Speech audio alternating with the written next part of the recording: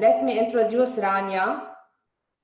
Rania is the Executive Director of Mela Network, which is part of the global network of leadership, SIBF, Mela Network, Sila Network, and Sela Network.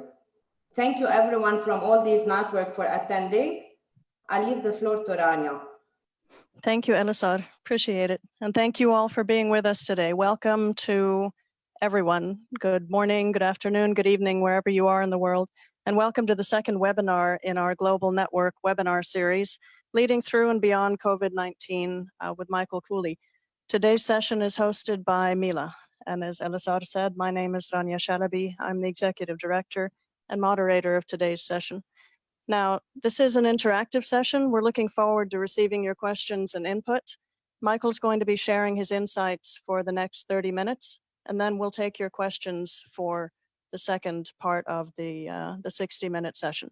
We'll be receiving your questions via Zoom chat, so you can drop them there, or through the Zoom Q&A section. So please post them there. I'll be reading them out to Michael during the Q&A section of the webinar. And should we run out of time before your question is addressed, you're welcome to reach out to Michael directly. He's been kind enough to share his social media handles in the webinar announcement, and we'll post them also within the Zoom chat. So when I was asked to introduce Michael, the thought that came to my mind was that Michael certainly needs no introduction here. We all know him as a longtime pioneer in leadership programs and development across the MENA region. He's been a founder and board member of the Mela Network for the past decade. He's been a faculty member across countless academies at Mela, Sela, Sila, and SIBF. He's currently president of the Cambridge Institute for Global Leadership and the Kouly Institute. He's author, speaker, trainer, and inspiration. And he says his purpose is to develop the leadership capacity of people so they can bring light and prosperity to themselves, their families, organizations, communities, and the world.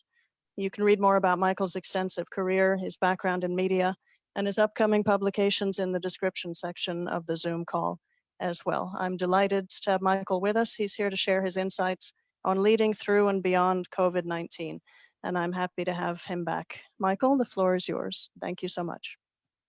Thank you, Rania. Hi, everybody. Perhaps because this is a COVID-19 event, maybe I should start by sanitizing my hands before I wait to you. So this is it. I'm sanitizing my hands. It's all safe now, and just to show that we're all responsible. I would like to start by thanking everybody who is involved in this, starting by people in the United States, friends there, mainly Nancy and Blake, thank you so much.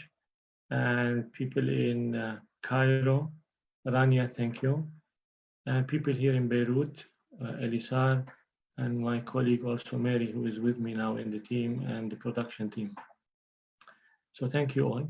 Let's make this an informative and interactive session and try to expand our scope of consciousness as much as we can in these very difficult and exceptional times. So I go straight to the subject, and here we go. The title of this talk is this session is Leading Through and Beyond COVID-19. If I had to rethink about the title, I would like to call it Hope Through and Beyond COVID-19. Because the core of leadership is hope, and I see hope in all of this. I'll first start with outlining and designing the context of this talk. The first point is that we have been all overwhelmed by what's happening with the coronavirus threat, and even more so with the news and the information. So this has been overwhelming. So I thought it is time to calmly now sit back and reflect on what all this means, make meaning of all of this. I have received before this session started lots of questions long in advance, and I have incorporated some of the questions into the session, so I hope to answer them, and if there were extra questions, then we will answer them later. The purpose that I have behind this session is to draw conclusions that we can integrate into our consciousness so that we can act accordingly.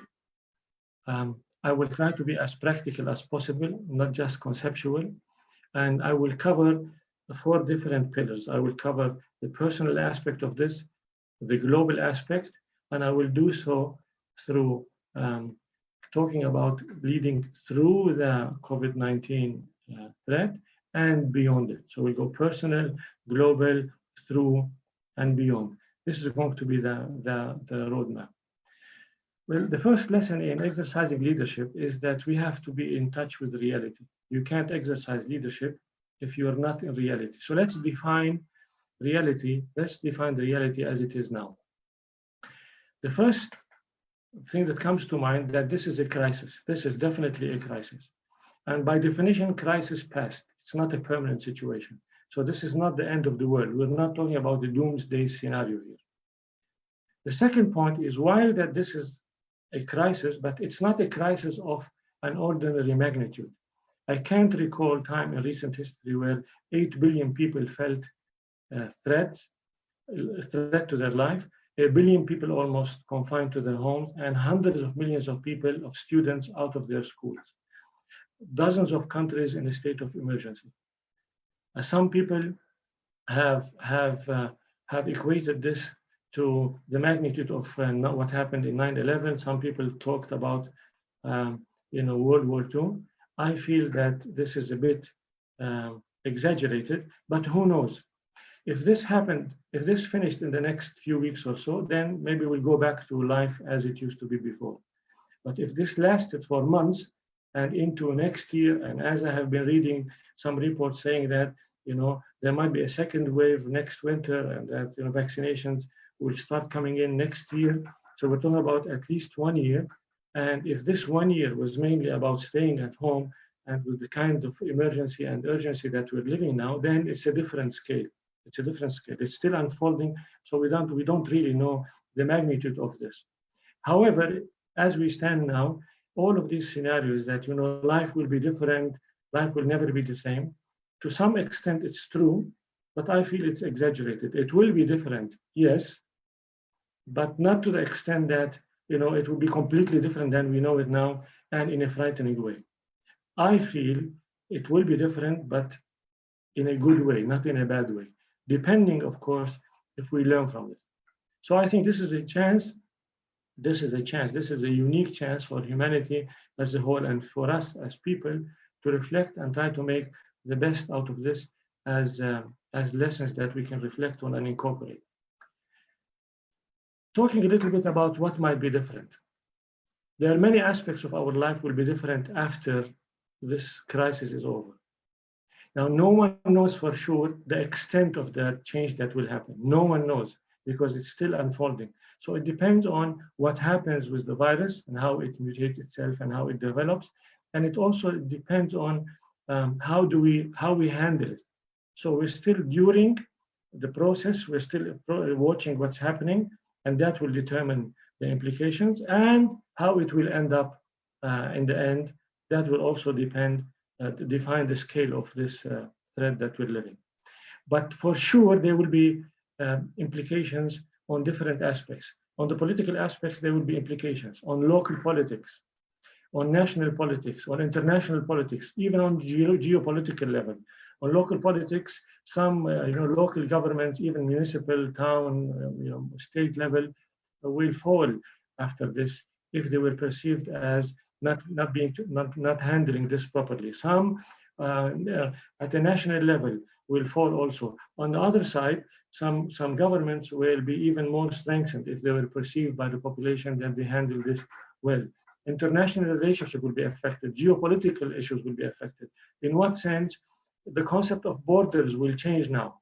Now, the conventional border is what we know now. But after this, if this becomes really at a colossal state, and we talk about hundreds of thousands of deaths, and it takes like a year and a half as it is now, then border will not mean the borders that as we know now. If you have a fish market or a vegetable market or a live animal market at a corner of the world, right, and that market is not in a good hygiene state, and it's a health threat, then the border of your country, wherever that country is, even if it's like hundreds of thousands hundreds or thousands of miles away. The border is actually at the gate of that market, because if there's infections there, if there's if viruses are coming out of there, then the moment a tourist or somebody leaves that place, a month or so, this guy can be wherever, and that problem can come to you. So all of these notions will change. There will be books written about this, but that's the headline. Governance will change. Things like transparency will become a priority when we talk about governance, because without transparency, we're doomed in these scenarios. The concept of security will change. Conventional threats, terrorism, nuclear wars, conventional wars, in general security issues. This also will expand to include the kind of security that we can, the security threats that we find now. So all that also will change. Businesses will change. There will be mergers and acquisitions after this is over, especially if it lasted for a long time. The way we do business will change, as we've started doing now. Hundreds of millions of people are starting to work at home. So all this will show some kind of effect on how life will go on afterwards. Culturally, things will change. Hygiene will have a different priority in our life. Our eating habits will change. Educational system also will change and be affected. And when I say change, this is an alarming word. I'm not saying necessarily change in a bad way. In fact, I think change will be in a good way. Now, having said that, this is not a beautiful story, because thousands and thousands of people are dying, and maybe many more will die. And as the Prime Minister of England, of the UK, said recently that, get ready, you might lose loved ones. I hope it doesn't go that far, but although I'm saying I'm optimistic and I'm hopeful, but there's a high cost for this lesson if we learn from it, because people are dying and there are no words that explain that, and because hundreds of billions, if not trillions of dollars are being lost. It definitely, after this is over or during, millions of people will lose their jobs. So this is serious trauma. However, we have the power, if we understand leadership, if we think about leadership, that this can transform into good news. Now, from a leadership perspective, what I can say is that this is a dynamic situation. We don't know what's going to happen, how it's going to unfold. So all what we need to do is just keep assessing the situation and adapt accordingly, because it's still too early and nobody knows what will happen. Now I'm going to move, and let's pay good attention to this, because I'm going to talk about the personal level of this, the issue that relates to self-leadership and awareness, the part that talks about what does that mean to us. And this is a result of my reflections on what's happening, and the result of putting myself in your shoes, and seeing my friends and how people around us are talking and reflecting about what happened. So now we're talking about the personal aspect of the coronavirus, through and beyond. Going back to reality. So what self-leadership insights can we have on this in understanding what life is about?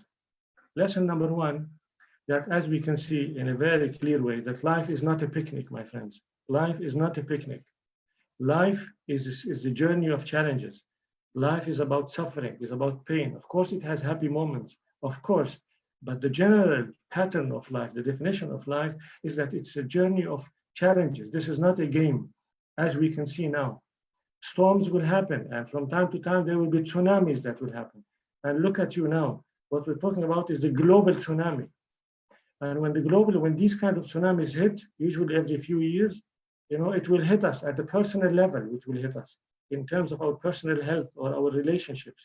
It will hit us at home and our loved ones. It might hit us also at work. And in some cases, if we're really not lucky, it will hit us at all fronts, right? Look at what's happening now. So this tsunami of health threat that we're facing, it is a personal threat. It's a threat to our family. It's definitely a threat to our businesses and careers and way of life. So this is part of reality. This will happen. It has happened before. It's happening now, and it will continue to happen. And it will happen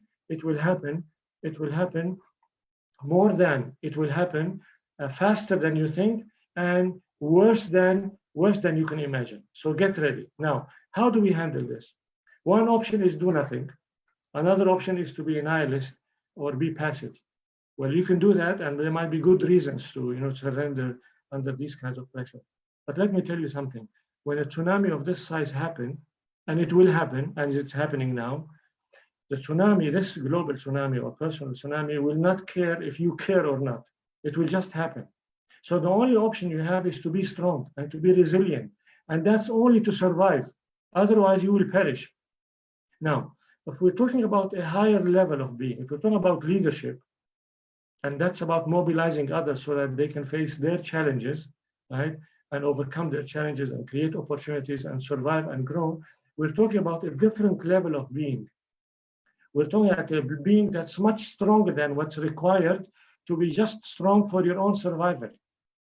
If you want to exercise leadership in your family, you can't just be strong on your behalf. You have to be strong on behalf of your entire family and your entire team. And if you're in community, your entire community.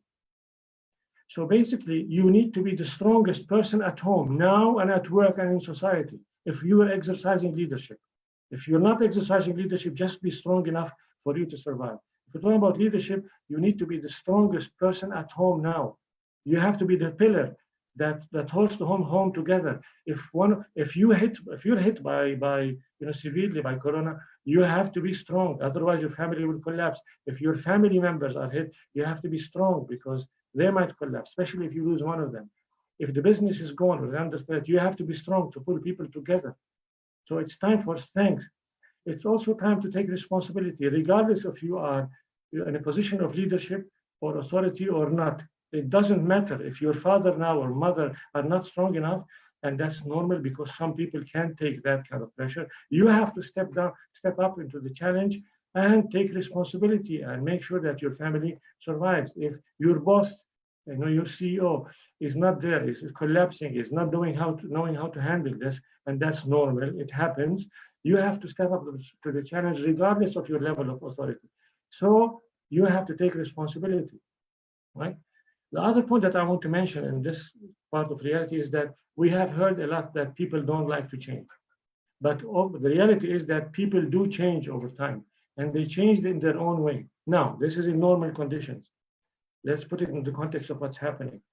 In these kinds of times of very high stress, very high trauma, this is not about just change, this is about transformation. The level of stress that is going to happen now cannot unscratch us. You cannot escape this unscratch.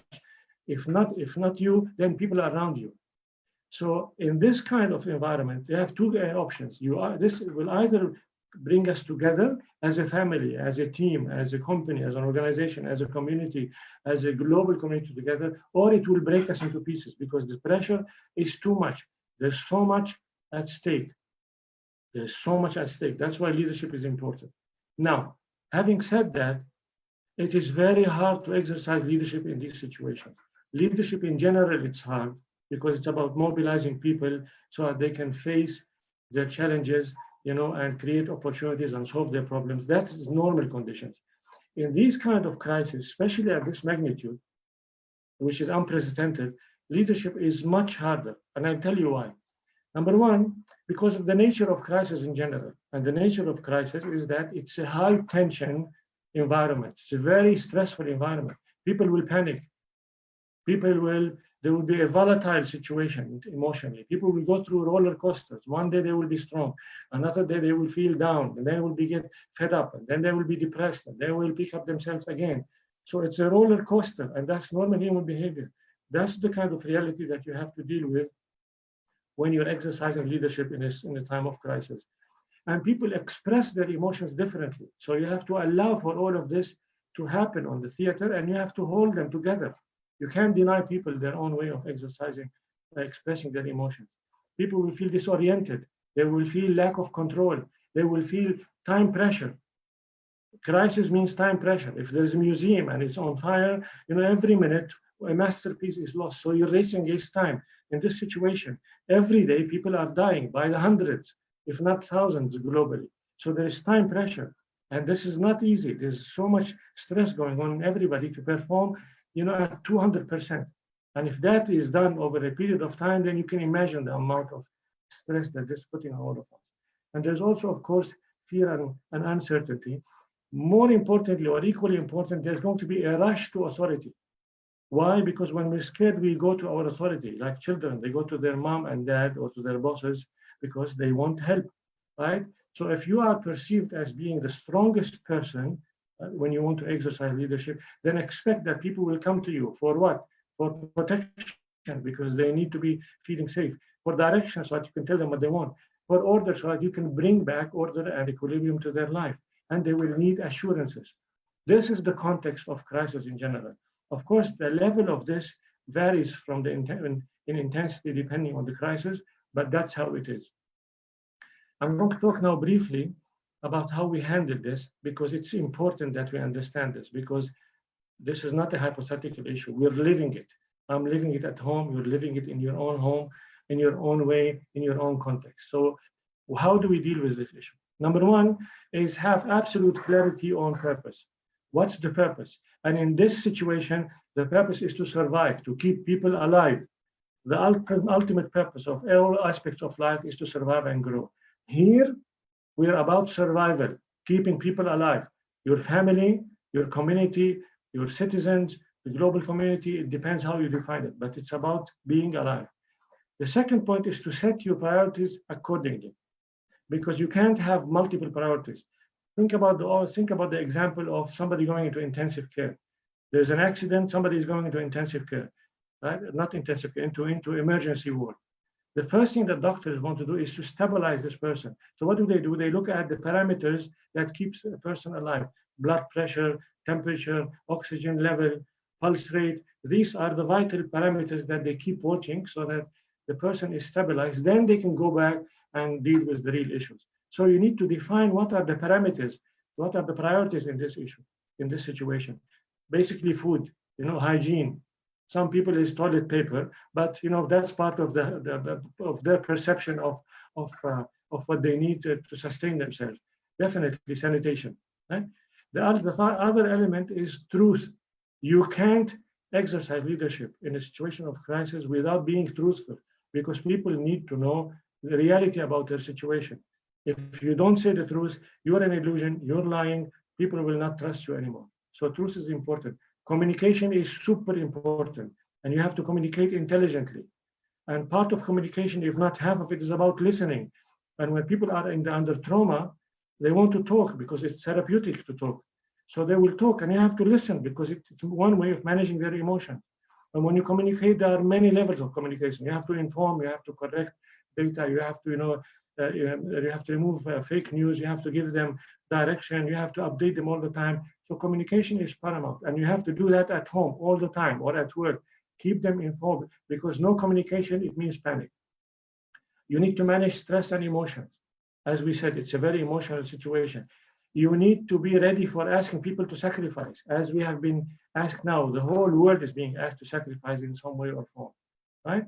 And to do that, to ask people to sacrifice, you have to be the first person to sacrifice so that you can demonstrate leadership, because this is the time for leading by example. And when you do that, you build trust. And when you build trust, you can lead even better.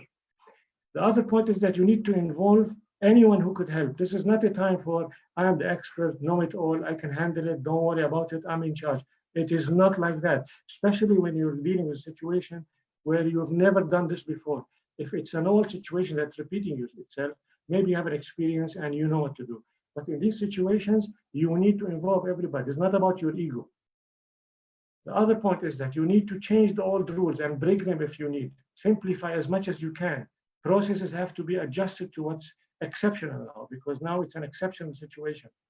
You also need to be creative and try anything that works, of course, within wisdom. One of the most important points is you need to manage yourself, because you can't hold people. Let's imagine this. You're holding 5 very fragile vases, expensive vases. These are because we're talking about people here, over a long period of time, and you yourself are tired and fatigued. If you fall, everything breaks. So you need to manage all of that. And you need to remember that when you exercise leadership, the voltage that the entire system is going through you alone. So you have all the voltage going through one person. Everybody is experiencing in his own way. But like the head of the family or the head of organization, you are worried and you're concerned and you're putting energy on behalf of everybody else. This is not sustainable. It's very important to manage your own self so that you stay alive and you stay in good shape so that you can take good decisions. Otherwise, everybody pays the price because they're dependent on you. And there's so many techniques of doing that. In fact, I'm writing a book about how you exercise leadership in times of crisis. There is an entire, you can write books about how you manage yourself. books, have exercising, sleeping, take care of your health, having support structure, you name it. The last element is hope. Take leadership out, take hope away, then we're not talking about leadership. You need to give people hope that the crisis will be over and we will get over this. So this is the personal part. This is about what you and I could do as this global crisis unfolds. Now I'm going to talk about globally, from a global perspective, because we need to put all of this in perspective. We need to understand what all of this means and where we fit in this. So the first question again is to ask ourselves when you exercise leadership is, what is the nature of our reality? Now to do that, we won't talk about the past, where we were, what was our reality before this happened. We need to talk about now, what's the nature of our current reality, and we need to talk about how the future looks like. Let's start with the reality. I'm going to talk about the reality of life, right? How life was in the 21st century, last November, before December, COVID-19, December 19 started. So how life was at a macro level on the planet before all this started. First reality, we have created a very complex and complicated world. Our world, human being, is very complex and complicated. Who did that? We did that. Why? Because we have complex mind. It's a blessing that we have this amazing mind, miraculous mind that can be creative. But at the same time, one of the precursors is that we have created a complicated world. There are other species, go to the sea, to the oceans. There are other species of fish who are in the hundreds of billions of individuals, right? But their life collectively is not as complicated. Our life is complicated, and it's not easy to run a complicated life, right? Globally. The second one, we are super connected, and I know you've heard this many times, but we need to now think of it at a different level of consciousness. We need to act accordingly. We're super connected. We're connected at an intra level internally. I mean, imagine if you live in a work for an office that has 1,000 people in the same room, in the same floor, or in a city that's 30 million people. This is super connection. You have a virus in that context, then you're infecting hundreds of thousands if you're not paying attention or if you're not aware of it. We're also connected at an international level.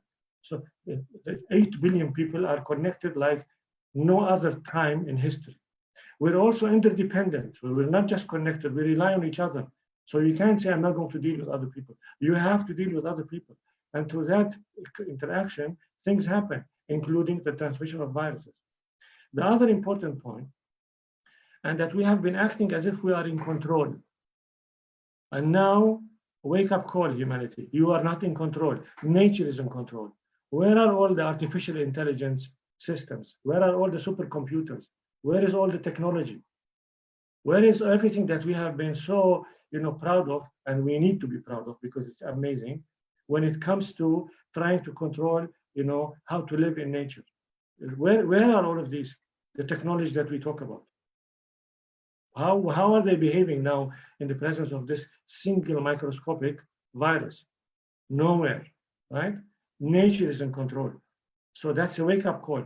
We have also been arrogant and very overconfident about our ability, our technical ability, our scientific ability. I'm not against science. I love science. Science has saved billions and millions of lives. Of course, we have to believe and support science, but we can't be overconfident. We can't be blind to this arrogance, right? And we can't be complacent. And what's the proof of being complacent? People over the past years, from Ebola and SARS and MERS and swine flu, have been talking a lot about shaping up our global healthcare system. Did anybody listen? Maybe some, but not to the right extent.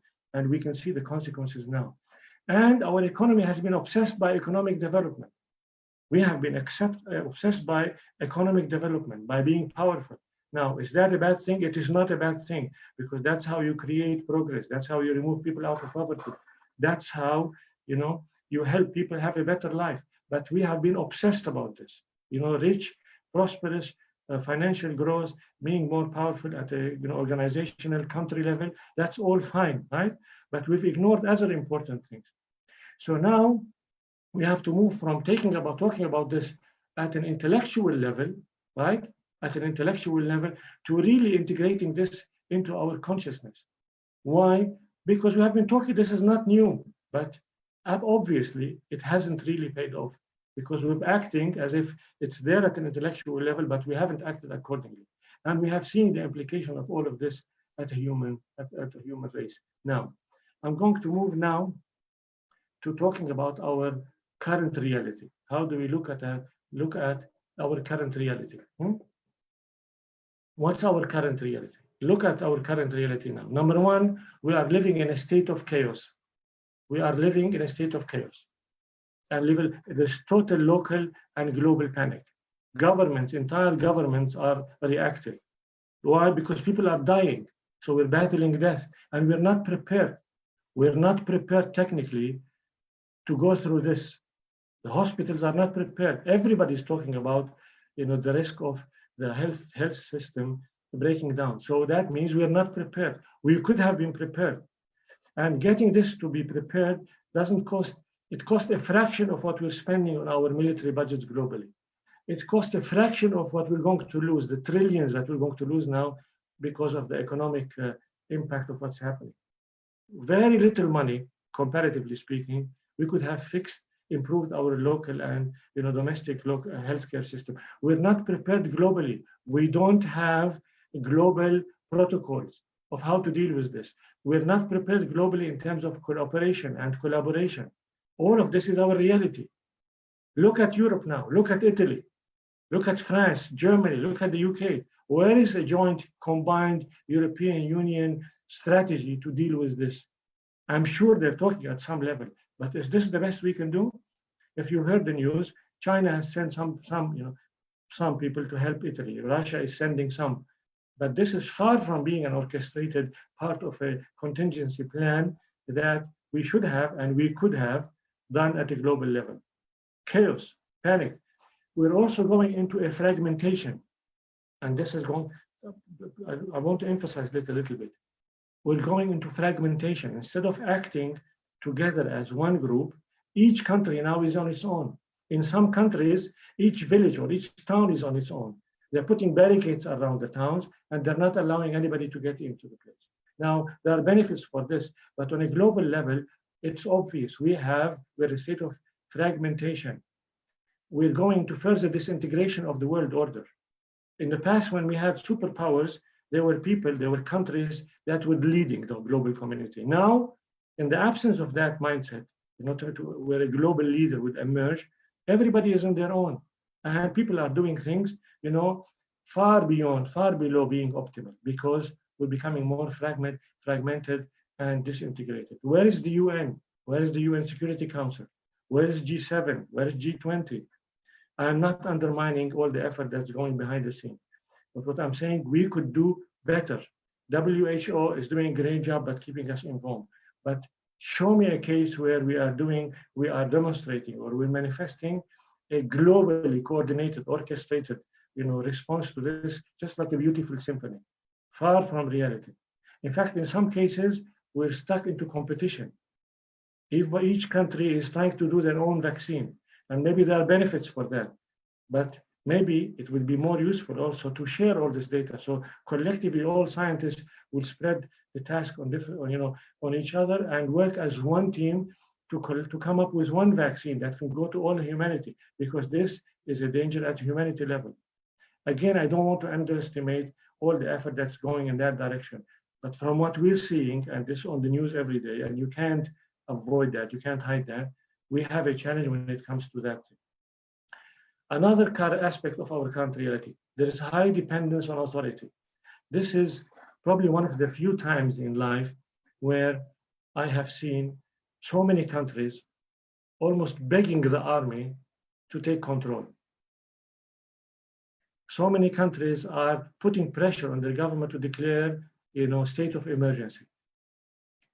Basically, what that means is giving their government control at the expense of their freedoms, right? So that they can take control of this. They can take, control of the virus itself and contain it. Now, are there benefits of this? Of course, yes. We're in a crisis situation, but there are also dangers for that, because what starts temporarily could become a long-term issue.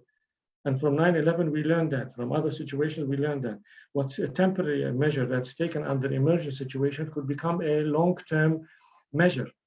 And when you give government so much power, of course, the default is that they would like to keep it. And then that will have implications on the way societies are run, because power can easily be abused.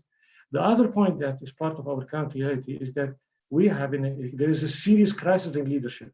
In my personal view, because I've spent my life, studying leadership and teaching it and writing about it, and I wrote 10 books about this, is that with the real pressure, the real problem here is that we don't have the kind of leadership that can be up to the current level of challenge globally.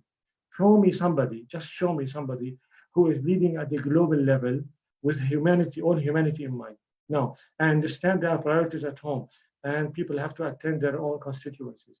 That's fine.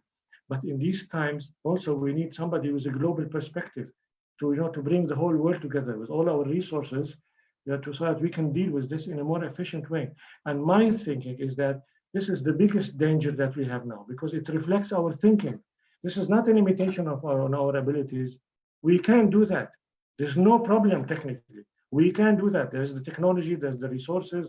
We have all the brilliant minds that can do all these protocols, but we're failing to do that. Why? Because there's failure of leadership.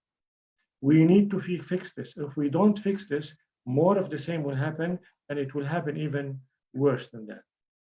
I'm going to go speak a little bit now about some technical solutions. I'm going to go speak very quickly about them because they're not the main issues and they're experts to do that. But since we're talking about this, just mention a few points. We definitely need a better global healthcare system globally, with better global protocols where all countries have to accept.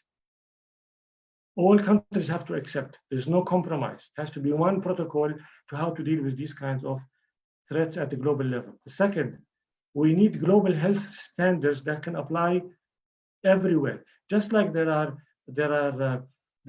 human rights watch groups that can talk about the level of human rights, and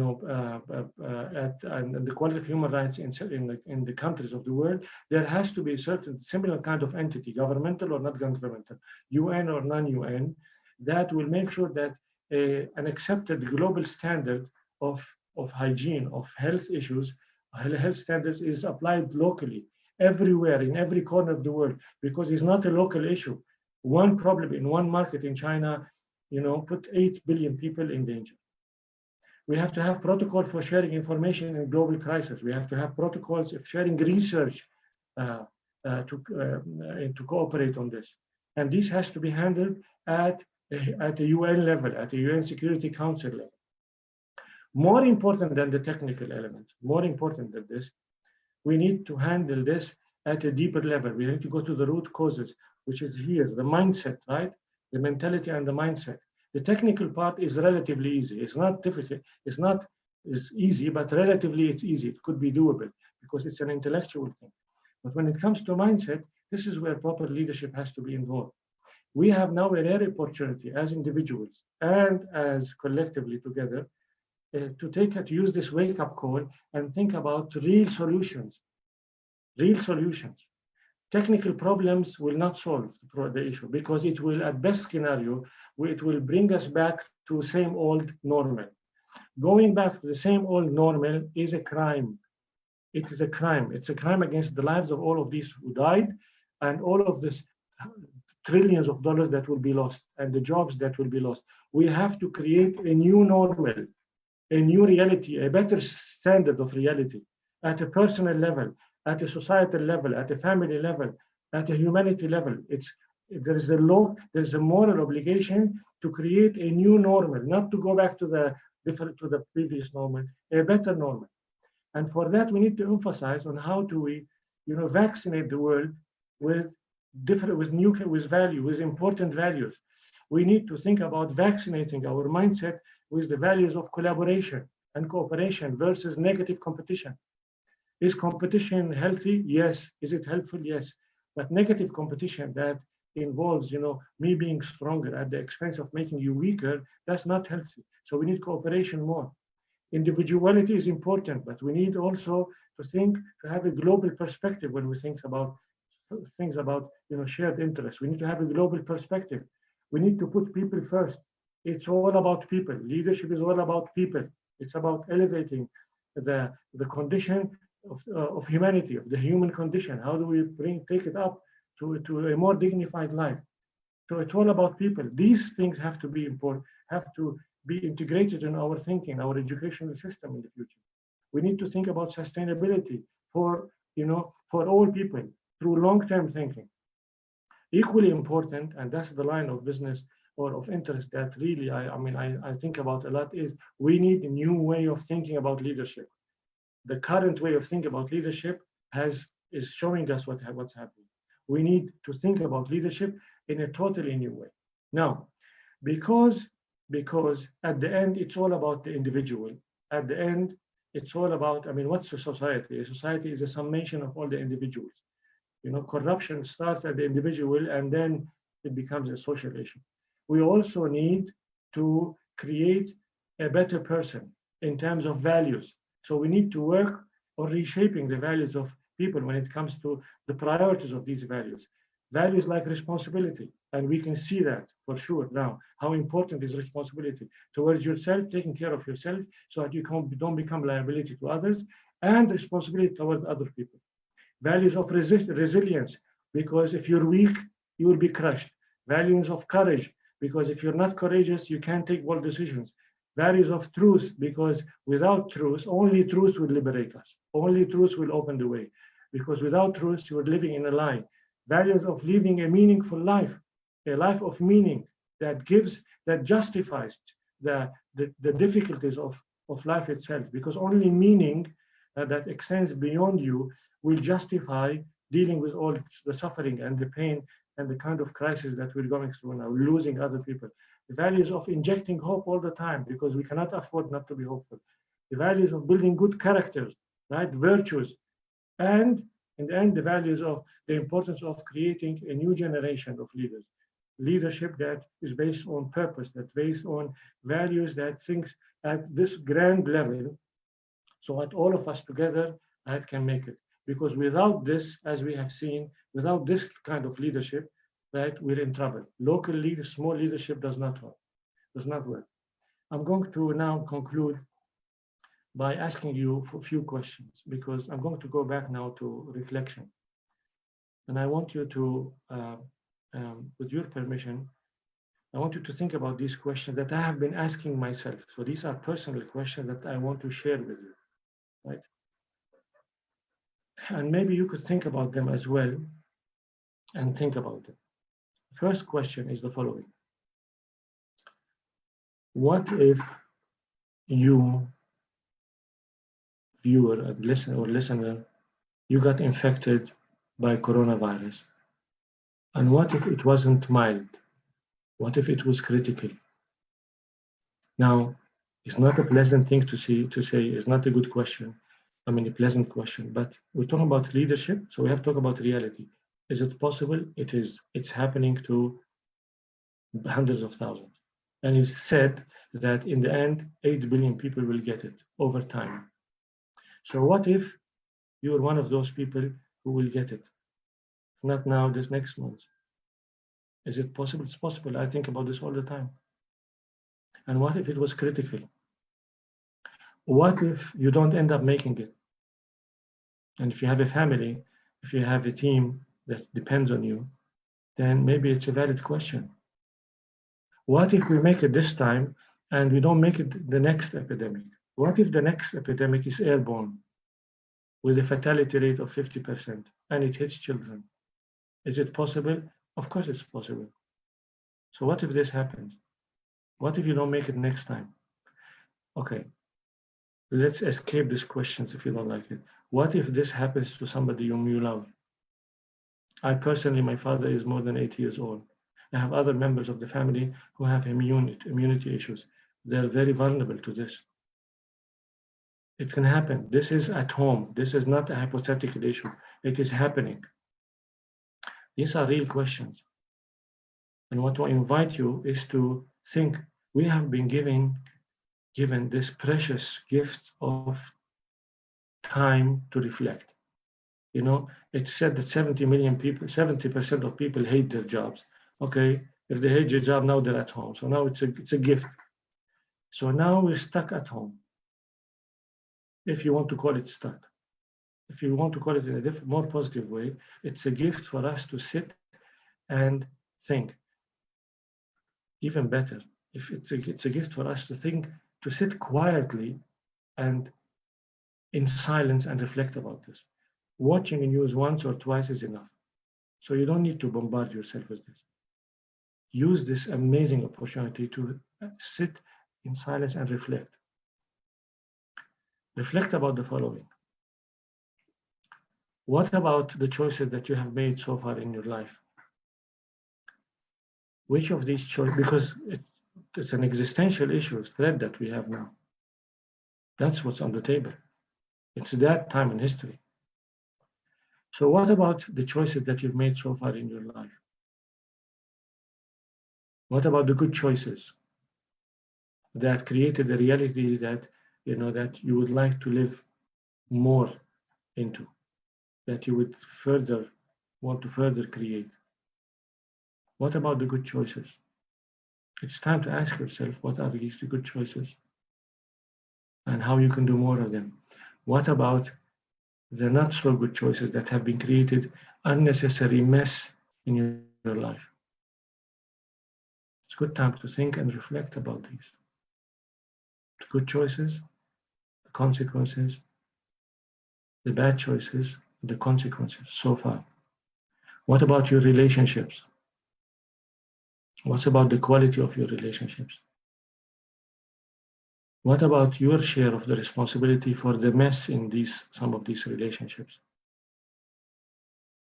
Because my friend, whoever talking about, when you talk about relationships, worst case scenario, if this worst case scenario happen, one of you will not be there, either you or the other side of the relationship.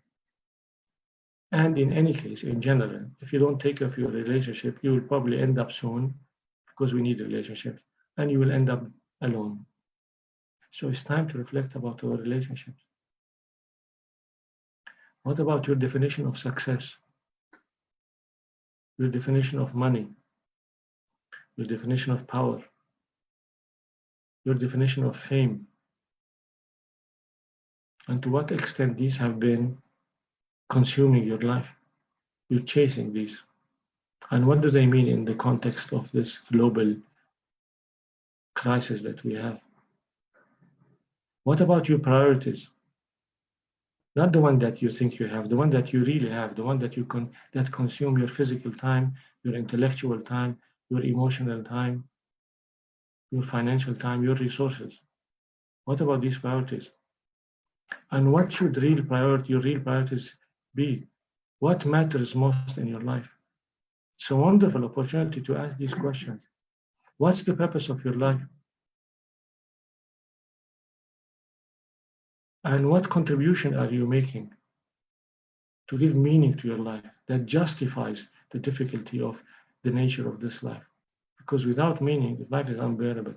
There has to be something that you live for. The last question that summarizes all of this, what kind of person do you want to be when all of this is over? What kind of person do you want to be when all of this is over and before the next one comes? My last point is that I'm optimistic if we learn from this. And I feel that it's our duty to come out of this better, because we don't want our children to go through this. If we don't, we will live in a crisis and another crisis and another crisis until we get the kind of crisis that we can't handle.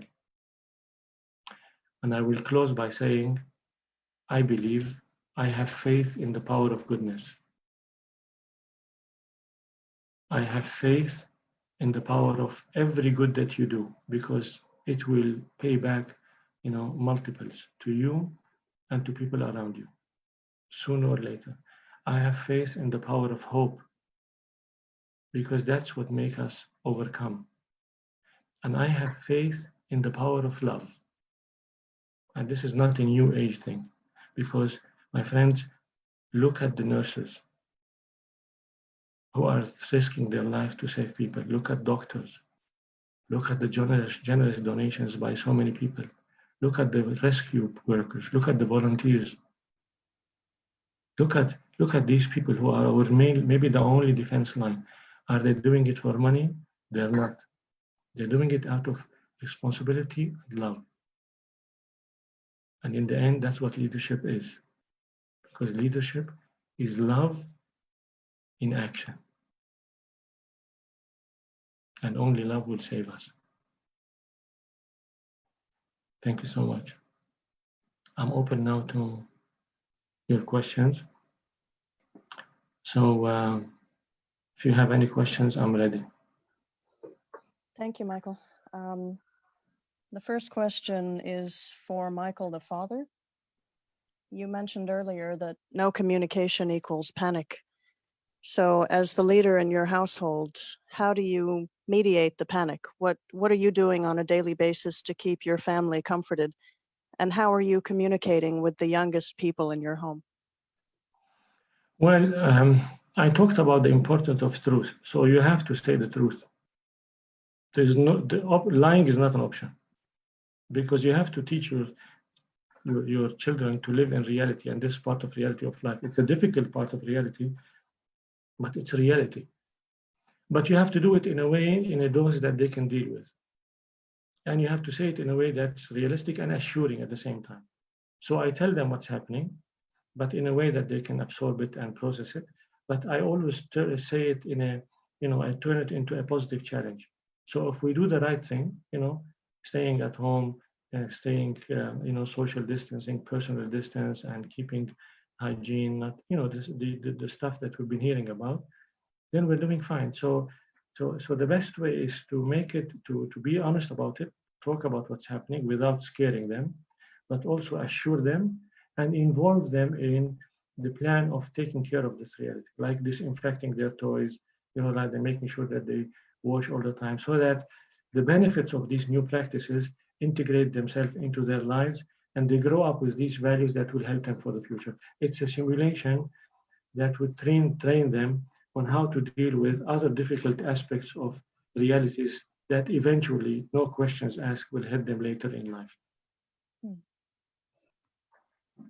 Our second question has to do with how do we as leaders, in the midst of all the fear and instability, where do leaders turn for positive energy and calm amidst all the panic? Great question. Well, there are measures. This is non-negotiable, because we're talking about sustainability, right? So you have to be in good shape, and all this, that I am sacrificing, all of that. This is short-term thinking. You need to stay alive. You need to stay alive. I mean, the classic example is, the oxygen mask in an airplane. You first make sure that you're alive, and then you tend to your child. So you take care of yourself. You make sure that you're taking care of your body physically. So you eat well and you sleep well. You make sure that you take care of your emotions.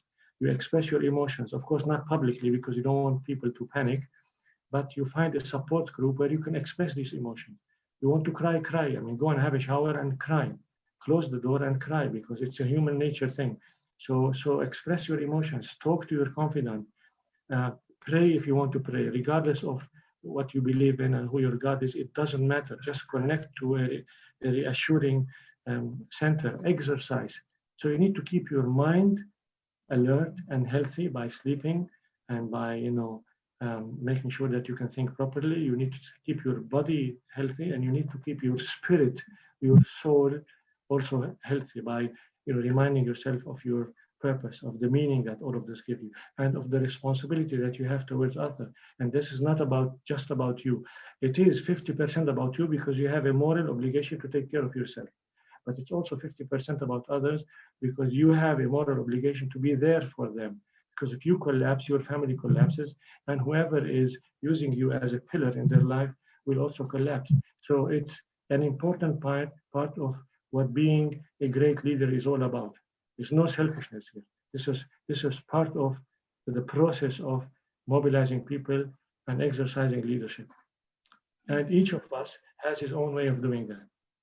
That's why I said, be silent, be quiet, protect yourself from this extra noise.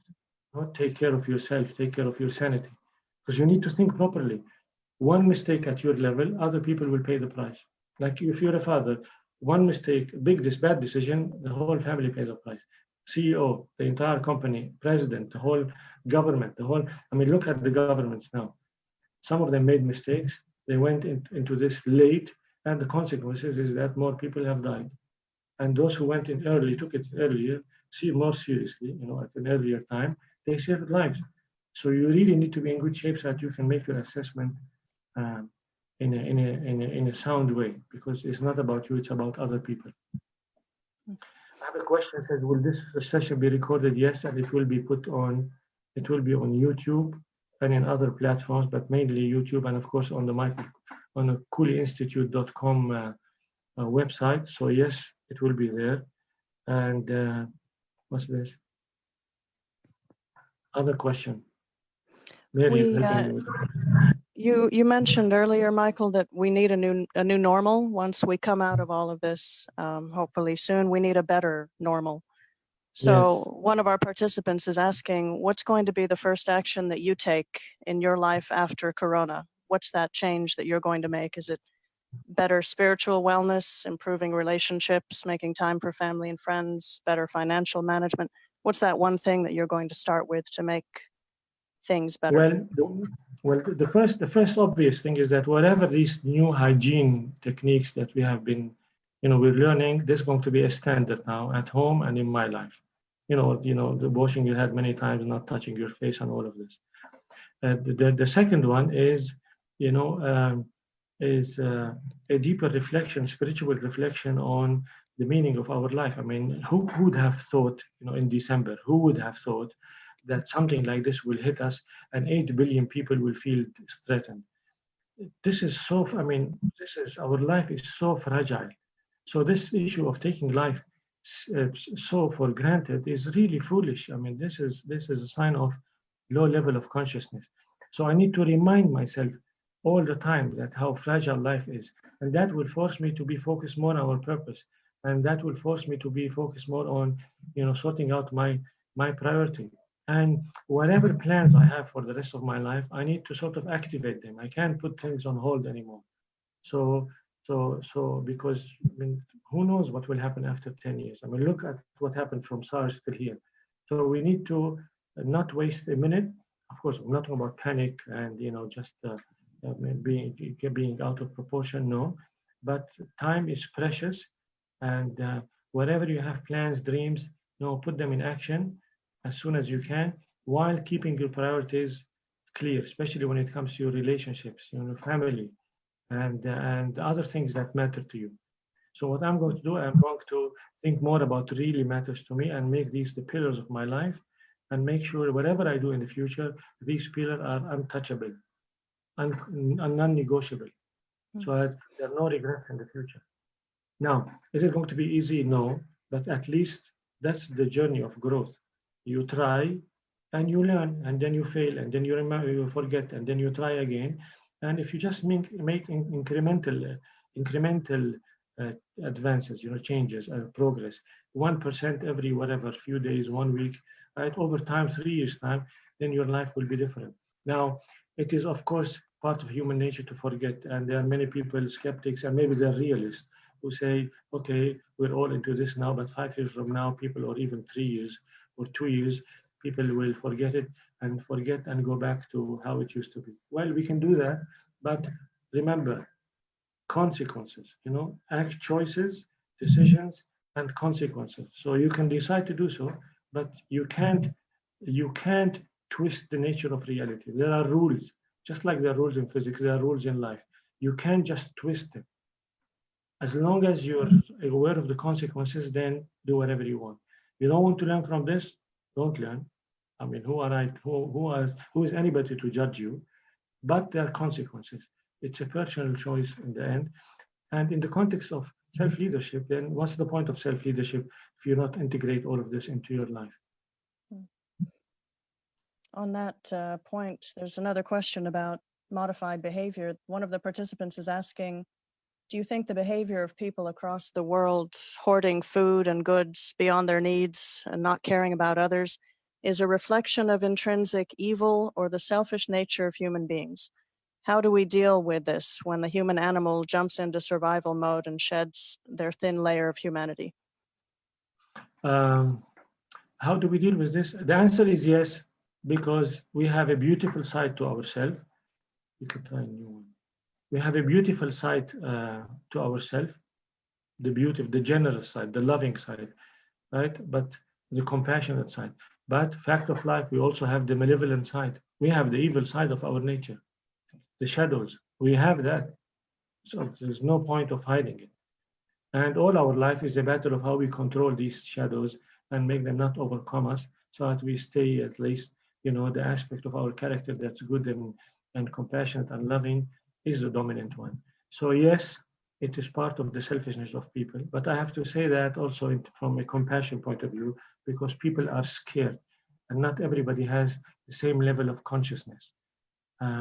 That's why I mentioned that we need to introduce responsibility as an important value, because when people don't feel responsible, then it's the most basic instinct. I don't say it's even animal instinct, because in some cases animals usually share and they have more communal thinking by default, by DNA. But it's human nature, it's the evil side. That's why we need authorities. And to regulate this, we need people to exercise leadership to increase the consciousness at this level, right?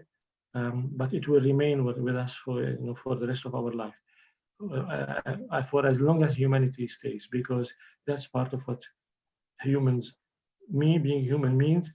And that's even another reason why we need to redefine leadership and exercise leadership in a better way, so that these people get it.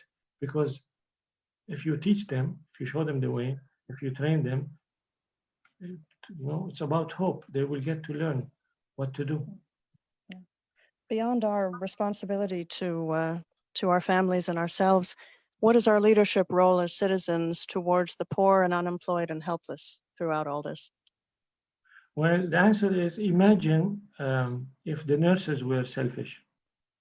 Imagine if the doctors were selfish.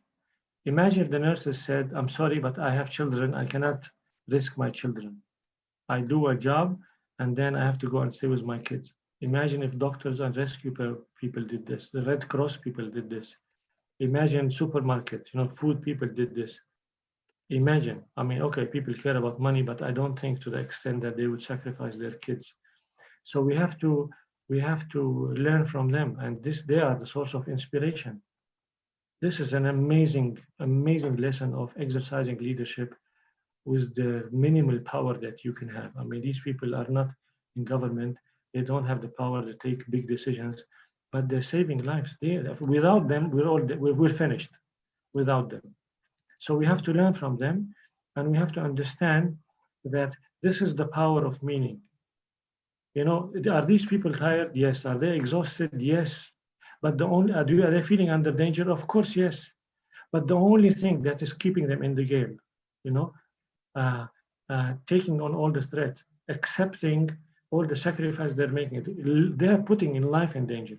The only thing that is making them do that with a smile, right? And what's striking is that they keep saying it's our duty to do so, is a sense of meaning. And meaning can only come from responsibility. So responsibility, feeling responsible is the key, because the more you feel responsible towards yourself, especially others, the more your life will have meaning. And the more your life has meaning, the more you will be able to be resilient. And the more the difficulty of life and sometimes the tragedy of life will be bearable. So the answer is feel responsible, right?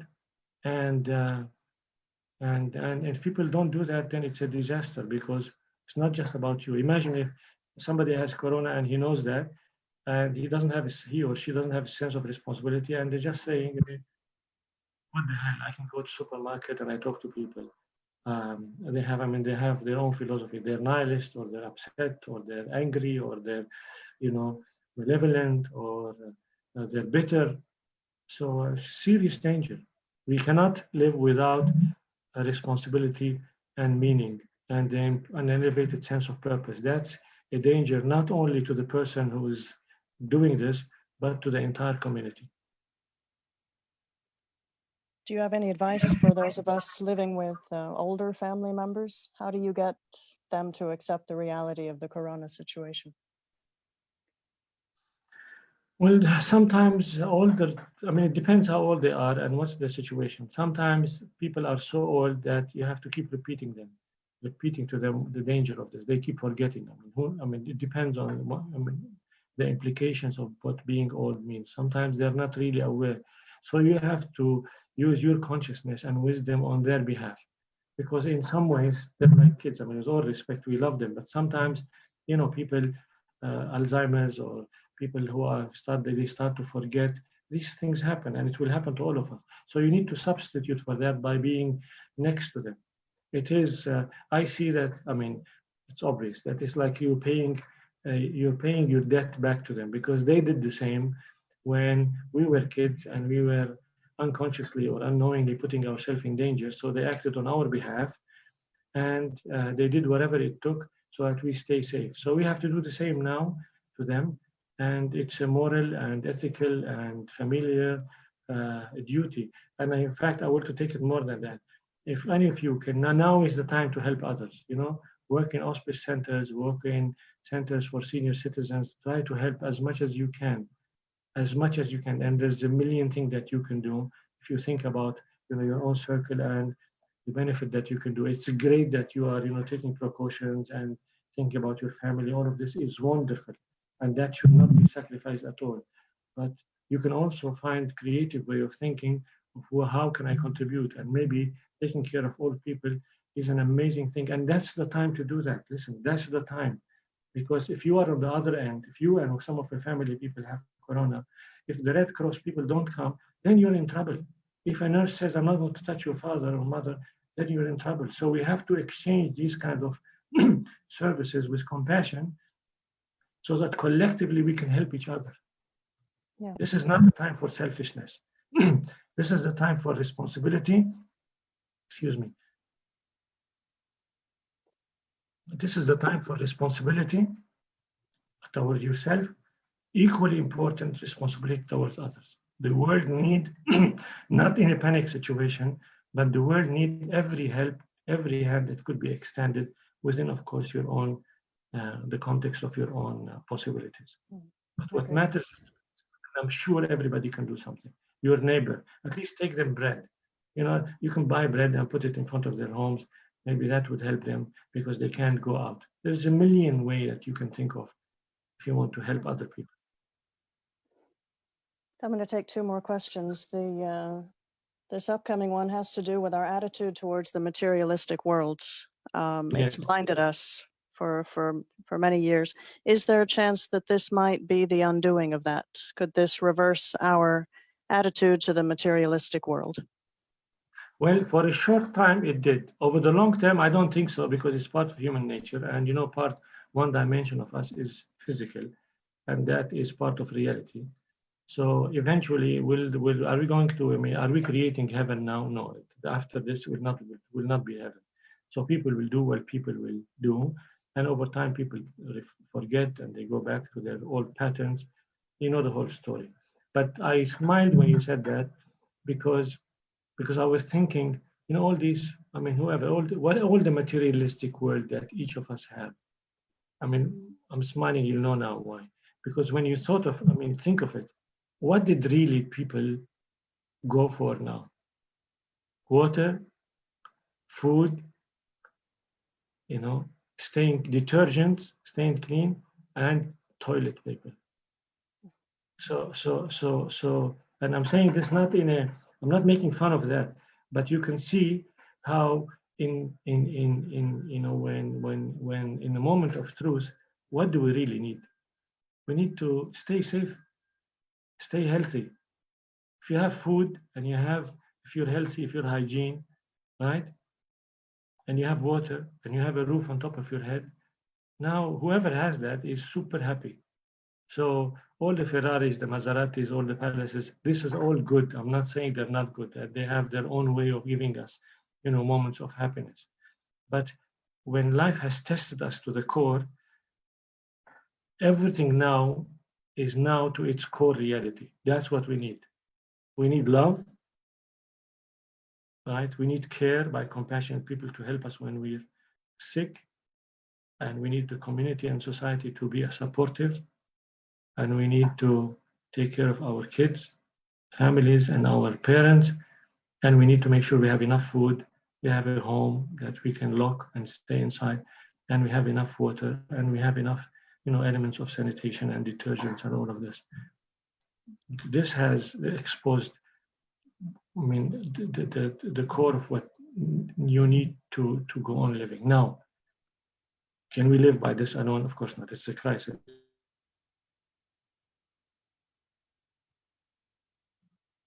Are we going to go back to tourism? Of course, and that's normal, and we have to do that. Every moment of joy and happiness that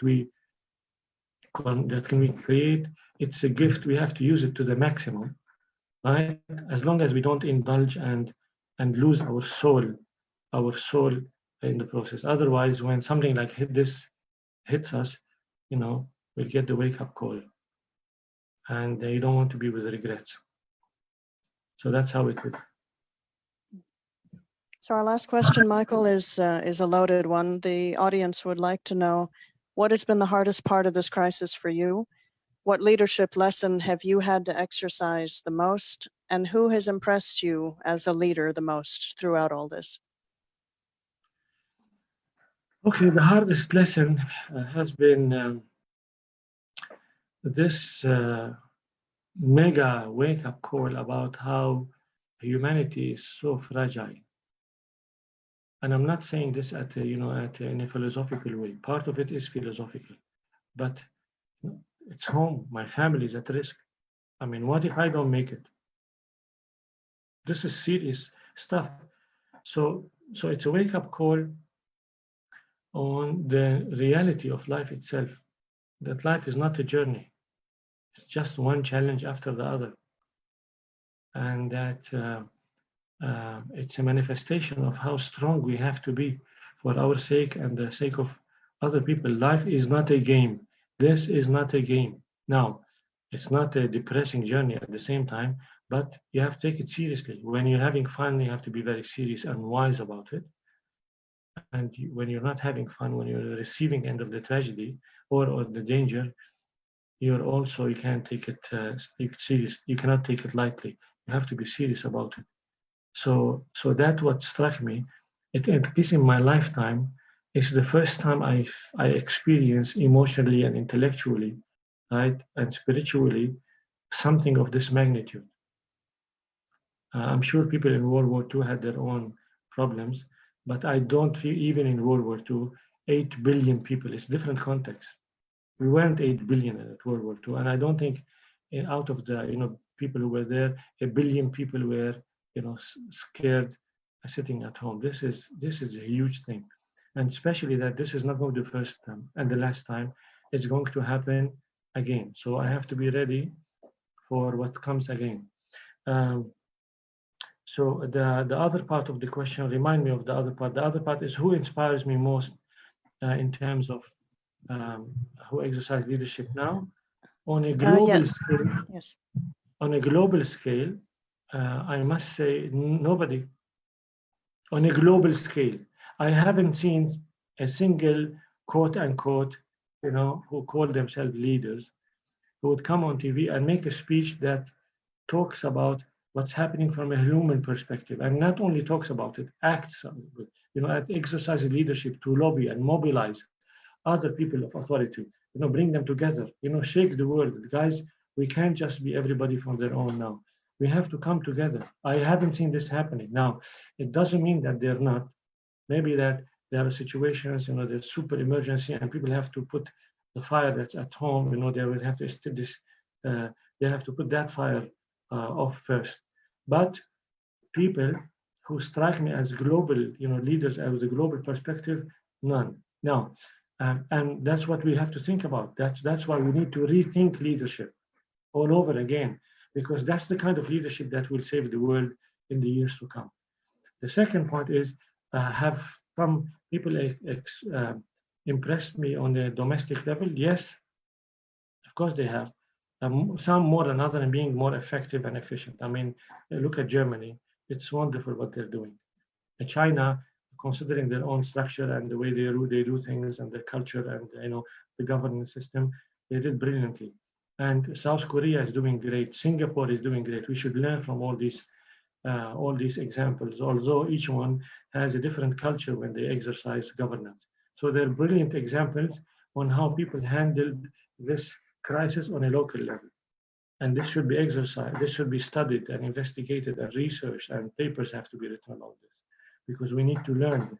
This is an amazing, we should spend 10 years trying to learn through empirical research, how do we integrate what we learn, how do we make conclusions and integrate them into our bulk of knowledge and our consciousness.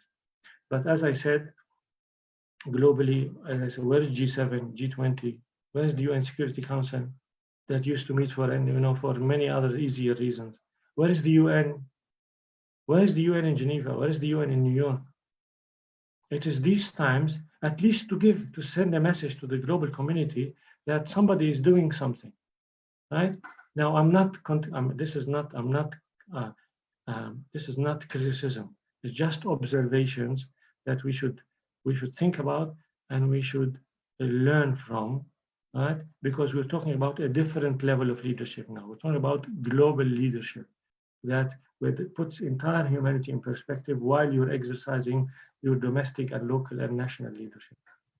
And maybe in the next few months or so, when people are awake from processing this and they're over the panic stage, maybe such people will come on stage.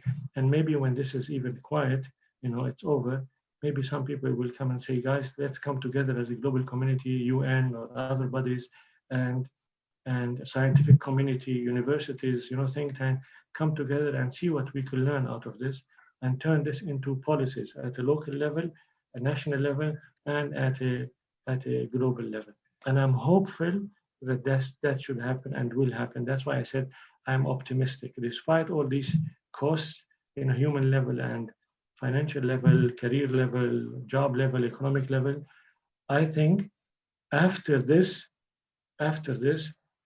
there is all reason to think and to be hopeful, right, and work for that. We should be in a better state. Life after this will change, yes, not dramatically, it will change, but it should change to the better. Now, one moment, there's a caveat here. It's also a case that under stress, all the demons will come out. Take the family. If the family isn't under stress, all the demons of all past issues in all previously unsolved relationships and pending issues will come to the surface. So this is also expected to happen because the society is under so much stress, right? So this will happen. So we have to know we will need to learn how to handle this, make sure that these demons do not, overwhelm us, and keep things positive, right? And learn from this and make it into create a better reality. And that's the challenge of leadership. Thank you so much, Michael. Thank you for the insights. Thank you for the reflections, and thank you for bringing us all together. Unfortunately, we're out of time. Thank you to everyone for sharing this hour with us.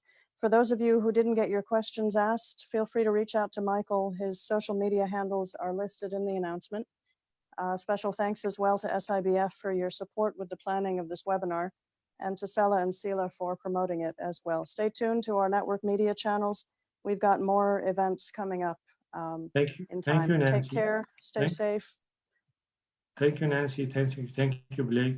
Thank you, Rania. Thank you, Mary. Thank you, everybody here in the team. And thank all of you. I hope this has been useful. I'm available through social media, through my website. Just go to koulyinstitute.com.